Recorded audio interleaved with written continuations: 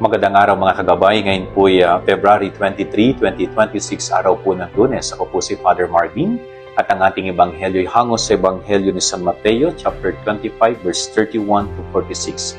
Ito po ay tungkol sa pagdating ng takdang panahon na itatakda ng ating Panginoong Hesus. No? Pagdating niya sa kanyang kaluwalhatian, sa kanyang kaharian, tayong lahat ay kanyang hahatulan. Yung mga naging mabuti at mga naging masama, yung mga nagsikap sundin ng kanyang kalooban at yung mga hindi siya pinakinggan. No? Kung baga, ayon sa ating naging buhay, puhusgahan po tayo ng Diyos. Kung tayo naging mabuti, bibigyan niya tayo ng reward. Kung tayo ay naging masama, tayo ay kanyang hahatulan ayon sa ating ginawa. Kaya napakaganda pong paalala nito, no?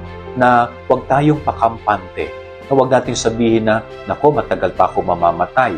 Nako, wala naman nakakakita sa aking ginagawa kahit mali ito. Huwag po tayong pakampante. Sapagkat hindi man nakikita ng mga kapwa nating tao, nakikita po ng Diyos ang lahat ng kilos natin. So, ang paanyaya sa atin, magsikap na maging mabuting tao palagi.